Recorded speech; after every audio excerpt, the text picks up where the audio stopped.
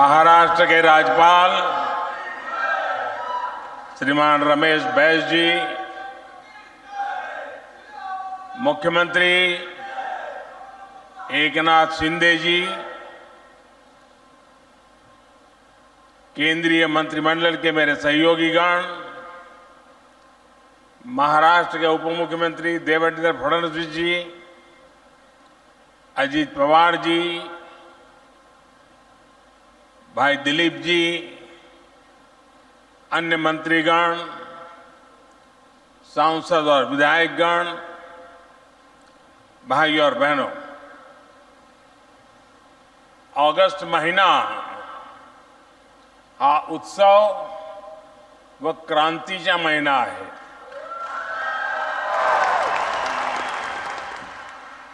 क्रांतीच्या या महिन्यात सुरुवातीला मला पुन्हा येथे येण्याचे सौभाग्य मिळाले.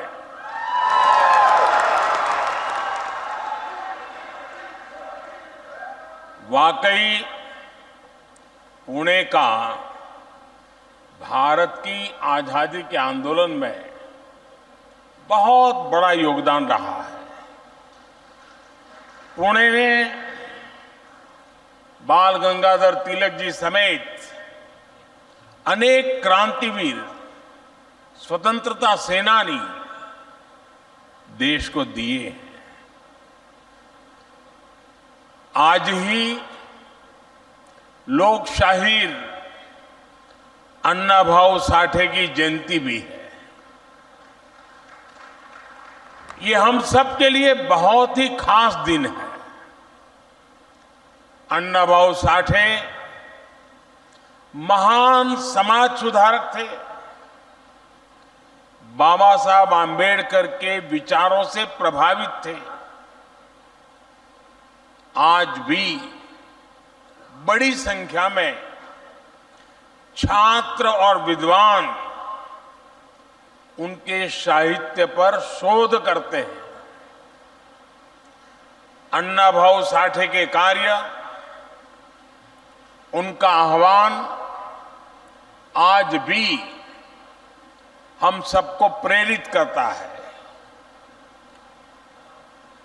साथियों, पुणे देश की अर्थव्यवस्था को गति देने,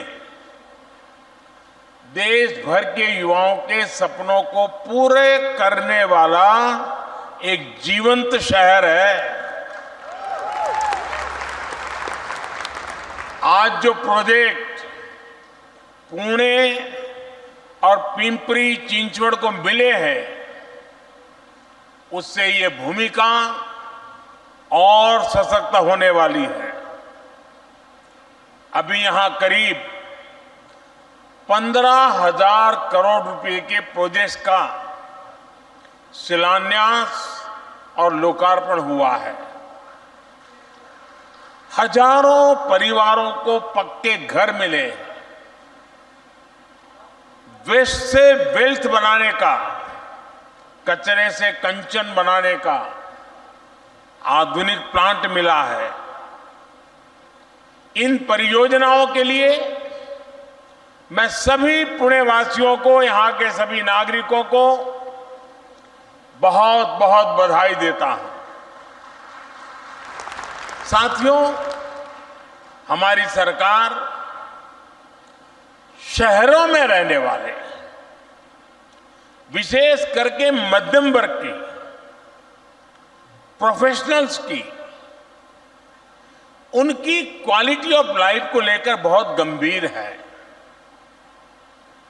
जब क्वालिटी ऑफ लाइफ सुधरती है तो उस शहर का विकास भी और तेजी से होता है. पुणे जैसे हमारे शहरों में क्वालिटी ऑफ लाइफ और बेहतर हो, इसके लिए हमारी सरकार लगातार काम कर रही है. यहां आने से पहले पुणे मेट्रो के एक और सेक्शन का लोकार्पण हुआ. मुझे याद है, जब पुणे मेट्रो के लिए काम शुरू हुआ था तो मुझे इसके शिलान्यास का अवसर मिला था और देवेंद्र जी ने बड़े मजेदार ढंग से उसका वर्णन भी किया। इन 5 वर्षों में यहां लगभग 24 किलोमीटर मेट्रो नेटवर्क शुरू हो चुका है।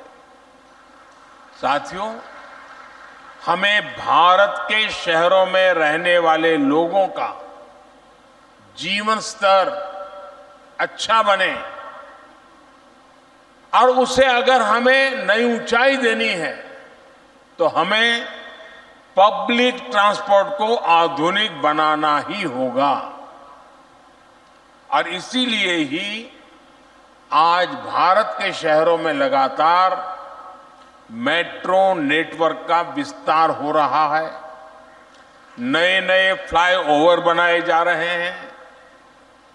रेड लाइट्स की संख्या कम करने पर बल दिया जा रहा है।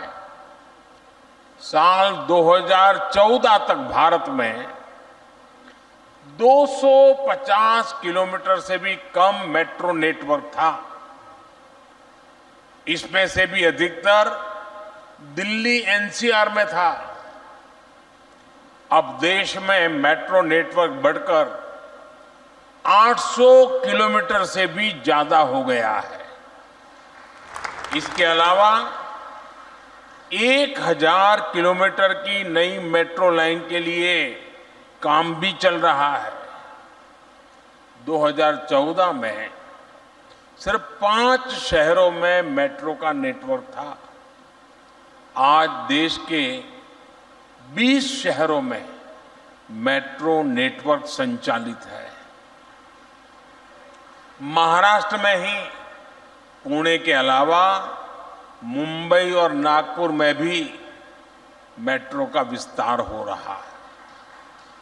ये मेट्रो नेटवर्क आधुनिक भारत के शहरों की नई लाइफलाइन बनती जा रही है। पुणे जैसे शहर में पर्यावरण की रक्षा के लिए, प्रदूषण कम करने के लिए मेट्रो का विस्तार बहुत जरूरी है। इसलिए भी हमारी सरकार मेट्रो नेटवर्क बढ़ाने के लिए इतनी मेहनत कर रही है। भाइयों और बहनों, क्वालिटी ऑफ लाइफ को सुधारने का एक अहम फैक्टर शहरों में साफ सफाई की व्यवस्था भी है। एक समय था जब विकसित देशों के शहरों को देखकर कहा जाता था, वाह कितना साफ शहर है। अब हम भारत के शहरों को भी उसी तरह से समाधान दे रहे हैं। स्वच्छ भारत अभियान सिर्फ टॉयलेट्स के निर्माण तक सीमित नहीं है। इस अभियान में वेस्ट मैनेजमेंट पर भी बहुत अधिक फोकस किया जा रहा है। हमारे शहरों में बड़े बड़े कचरे के पहाड़ बहुत बड़ी समस्या बन गए।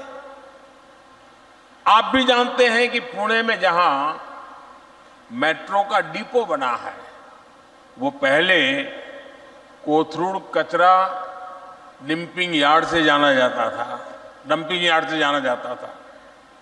अब ऐसे कूड़े के पहाड़ों को हटाने के लिए भी मिशन मोड पर काम चल रहा है और हम कचरे से कंचन यानी वेस्ट टू वेल्थ के मंत्र पर काम कर रहे हैं। पिंपरी चिंचवड़ का वेस्ट टू एनर्जी प्लांट बहुत ही बेहतरीन प्रोजेक्ट है। इसमें कचरे से बिजली बन रही है। यहां जो बिजली पैदा होगी उससे निगम अपनी जरूरत भी पूरी कर पाएगा, यानी प्रदूषण की समस्या भी नहीं रहेगी और नगर निगम को बचत भी होगी। साथियों, आजादी के बाद से ही महाराष्ट्र के औद्योगिक विकास ने भारत के औद्योगिक विकास को निरंतर गति दी है। महाराष्ट्र में औद्योगिक विकास को और बढ़ाने के लिए यहां आधुनिक इंफ्रास्ट्रक्चर का निर्माण उतना ही जरूरी है। इसलिए आज हमारी सरकार महाराष्ट्र में इंफ्रास्ट्रक्चर पर जितना निवेश कर रही है वो अभूतपूर्व है। आज यहां बड़े बड़े एक्सप्रेसवे, नए नए रेलवे रूट, नए नए एयरपोर्ट्स का निर्माण किया जा रहा है। रेलवे के विकास के लिए यहां 2014 से पहले की तुलना में 12 गुना अधिक खर्च किया जा रहा है। महाराष्ट्र के अलग अलग शहरों को आसपास के राज्यों के इकोनॉमिक हब से भी जोड़ा जा रहा है। Mumbai Ahmedabad high speed rail से गुजरात और महाराष्ट्र दोनों को फायदा होगा। दिल्ली मुंबई इकोनॉमिक कॉरिडोर महाराष्ट्र को मध्य प्रदेश और उत्तर भारत के अन्य राज्यों से जोड़ेगा।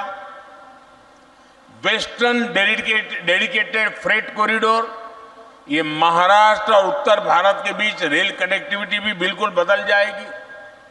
महाराष्ट्र को तेलंगाना, छत्तीसगढ़ और अन्य पड़ोसी राज्यों से जोड़ने के लिए जो ट्रांसमिशन लाइन नेटवर्क बिछाया गया है, उससे भी महाराष्ट्र के उद्योगों को नई गति मिलने वाली है।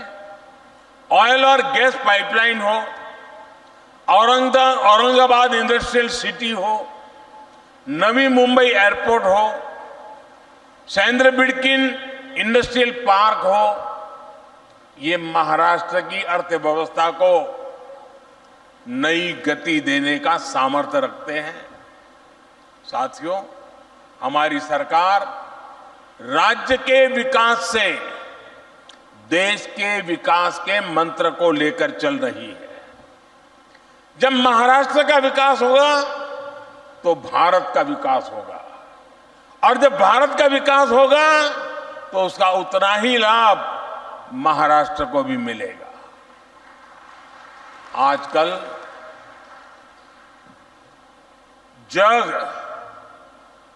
आजकल जगभरात लोक भारताच्या विकासाची चर्चा करीत आहेत।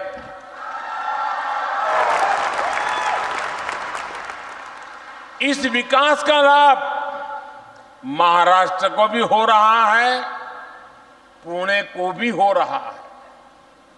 आप देख रहे हैं, बीते 9 वर्षों में भारत ने इनोवेशन और स्टार्टअप्स के मामले में दुनिया में नई पहचान बनाई है। 9 वर्ष पहले तक भारत में सिर्फ कुछ 100 स्टार्टअप्स होते थे। आज हम 1 लाख स्टार्टअप्स को पार कर गए।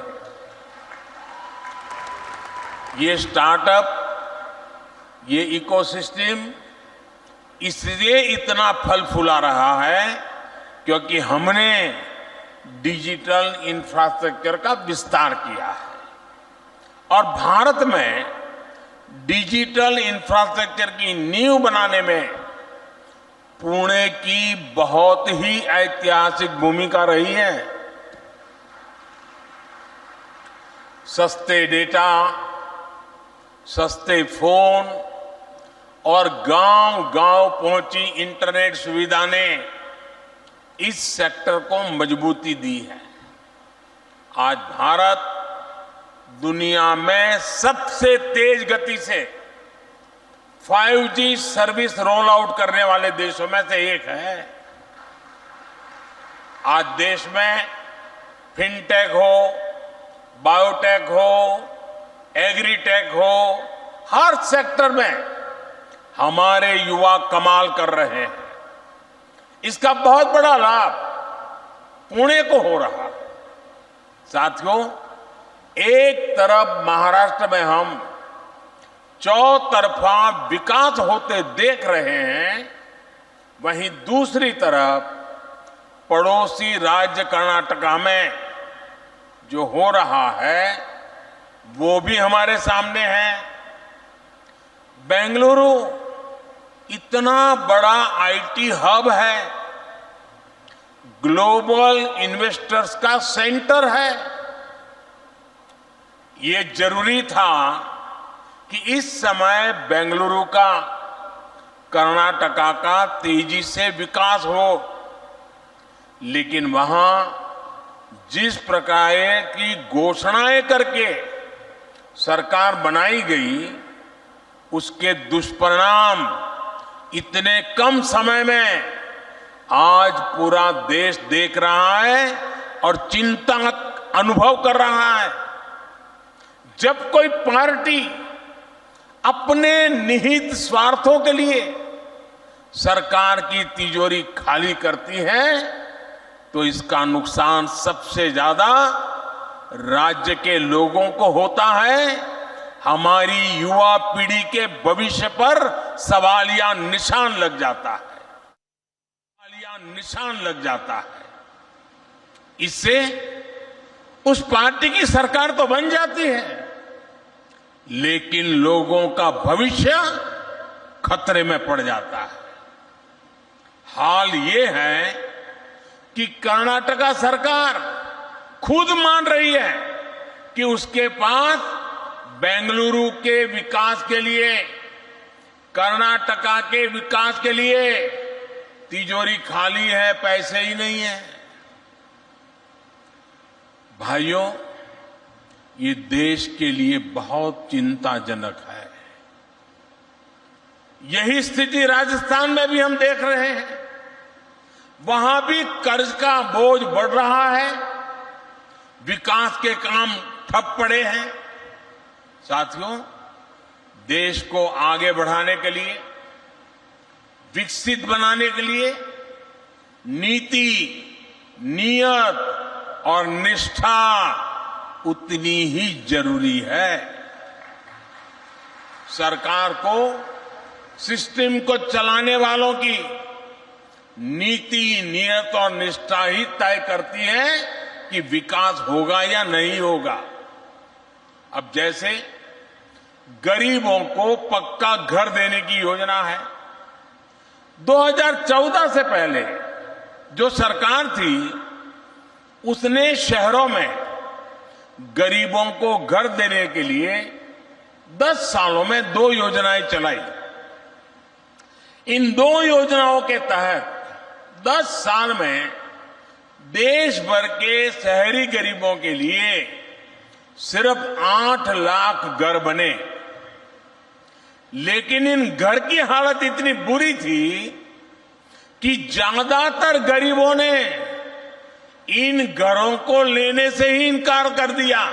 अब आप कल्पना करिए, झुग्गी झोपड़ी में रहने वाला व्यक्ति भी उस घर लेने से इनकार कर देगा तो वो घर कितना बुरा होगा।